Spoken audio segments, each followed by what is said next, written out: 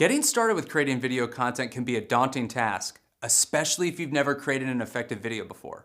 But remember, the first time is always the hardest. It will get easier. As Mark Twain once said, the secret of getting ahead is getting started. The secret of getting started is breaking your complex, overwhelming tasks into small, manageable tasks, and then starting on the first one. Now you may be asking yourself, what are the complex, overwhelming tasks that you need to break down into manageable tasks to get started with creating video content? Let's check in with Whipster, a video workflow and collaboration platform, on their checklist of tips for getting started with video marketing. Hello, I'm Rollo. And I'm Julia. Julia knows a little bit about video and a lot about marketing. And Rollo knows a lot about video and a little about marketing. Today, we're going to be your guides for getting started with video marketing. If adding video to your marketing mix seems overwhelming, don't worry. We're going to go through concrete examples and go over key concepts, and we'll use examples from our own experiences to help get you started. And don't worry about taking notes, because everything we cover will be in the resources section of this lesson. All right, Rollo, let's get started.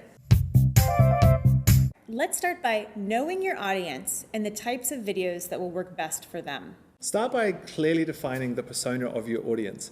Who are they? What sort of things do they like? Remember, these are your customers. So think of video as entertainment for this audience, not as advertising. Make sure your video fits with the style of the channel. It's quite helpful to think about LinkedIn or Twitter or Facebook as TV channels. If you think about flicking between ESPN and HBO and the History Channel, it's very similar to flicking between social platforms. They act kind of the same. All right, so let's use Whipster as an example. Our audience is creative video teams at companies like yours. So we create longer form educational content or series-based content and put that on YouTube, where people have already opted in and subscribed to learning more. Once you know your audience, create goals for each video. Videos can have both hard and soft goals. At Whipster, we use a goal framework and break it down into the following components: the brand moment, the business moment, and the entertainment moment. For example, we created a Portland office video here at Whipster and defined the goal framework in the following way. The brand moment was letting our audience know about our expansion into the Portland office. The business moment was using the video to promote roles that we're hiring for and give us a recruiting boost. And the entertainment moment was letting our audience know a little bit about our culture and giving them a behind-the-scenes look at our obsession with LaCroix. So essentially, every video is responsible for conveying a set of predefined moments to your audience. And once you define those goals, or moments as we like to call them, then you can start to think about the topics for your individual videos. You can make a video about just about anything. So when it comes to choosing topics, it can be helpful to actually think of a collection of topics. So these collections are like a mini series for your audience. The topics within each collection should be somewhat relevant to your business, but of high interest to your audience. It's similar to how you approach the content creation process when blogging. The goals are twofold. One, to create an ongoing relationship with your audience and establish credibility. And two, increase the number of people who find you when searching on Google.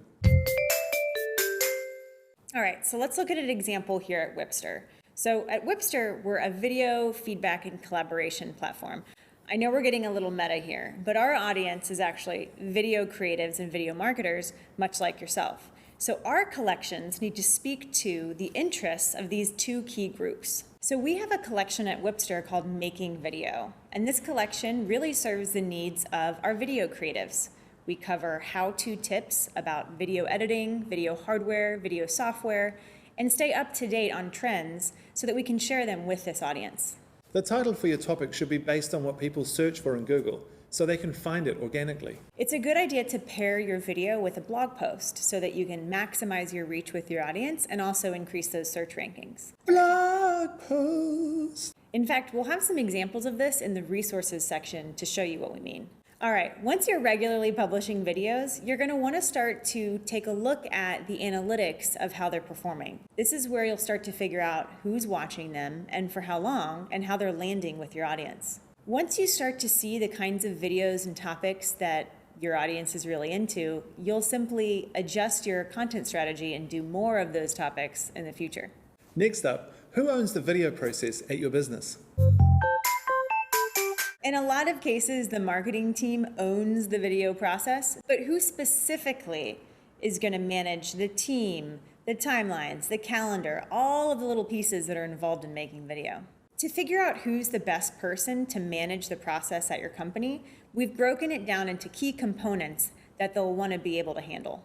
Number one, project management, which refers to the person or people that own the content plan, the timelines, and making sure the right people are involved week to week. Number two, video making, which refers to the actual shooting and editing of video footage.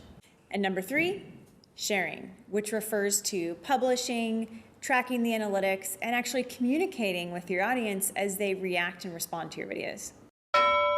If you're a bigger company, you might have a number of people or even teams assigned to all of this. But if you're a smaller company, don't worry. Sometimes this can all happen with just one person. The key concept here is without a really clear owner and plan, your video strategy will end up being rather ad hoc and a little reactive, instead of strategic and intentional, which is what we're after. And now we'll talk about creating a repeatable process. You can have the absolute best and most strategic video plan in the world, but in our experience, if you don't have the following pillars, the 3 C's, if you will, you'll struggle to get things off the ground. Commitment. Plan on committing to a certain number of videos over a certain time period, say 100 videos over 6 months. Don't worry about the audience size or views. The value is in getting comfortable making video. Calendar. Making video routine and a part of everyone's schedule is really important. So simply block everyone's calendar for a certain amount of time every week so that everyone's dedicating enough resources to the initiative. Content. Map out key themes and think about how they build on each other, and also how they map to things happening in your business or even the industry. Once you have your video process outlined, you'll want to determine your toolkit. Let's get an idea of the 2 main categories when it comes to video hardware and software: production and post-production. Production tools are used to create scripts and actually shoot video. Could be your phone, video cameras, microphones, lighting. Post-production refers to what occurs afterwards. This is where collaboration and review occurs as you stitch together video, music, and graphics to tell a story. Once you have your final approved version, you can now distribute the video for people to see. So a key concept here is to start small. You can build your video toolkit as you grow and produce more and more video. Here's our basic video toolkit at Wipster, and don't worry about writing this down, we'll have a list of this below the video. Production tools. Google Docs for scripting. We sometimes shoot on a phone. We use the Panasonic G7 camera for videos like this one, an Amazon basic tripod, and the Tascam field mic, and basic Amazon LED lighting. Post-production tools. We edit video with Adobe Premiere. We use music from Marmoset Music and get graphic templates from Envato. We share edits for review and feedback on Wipster, and we host video on YouTube, Wistia, LinkedIn, Twitter, Facebook, and Instagram. And the last thing we're going to cover is how to analyze and measure your videos. Let's review some of the key metrics that we care about: views, viewing length, and audience engagement. We simplify it into the 10-10-10 rule here at Wipster. Audience views. Shoot for 10%.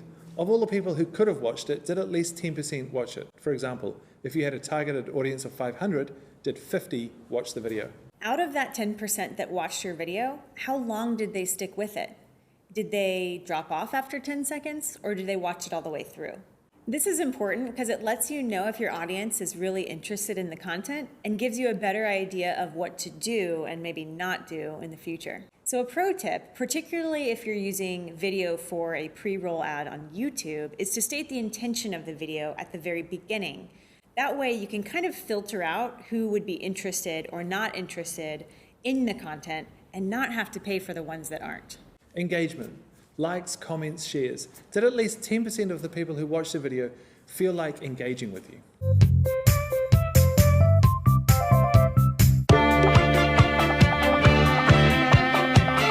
All right, that's a wrap. We've touched on a lot of video topics today. You learn the importance of putting your audience first, creating collections, and making sure that you hit those 3 moments. But I think more than anything, one takeaway that we'd like you to have is that video should just be part of your routine now.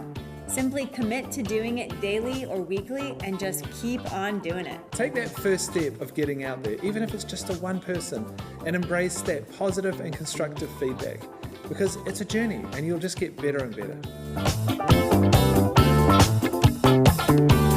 Well, I'm Julia, and I know a lot about marketing and now a lot more about video. And I'm Rollo, and I know a lot about video and now a lot more about marketing. So thanks for joining us. See you later. See you next time.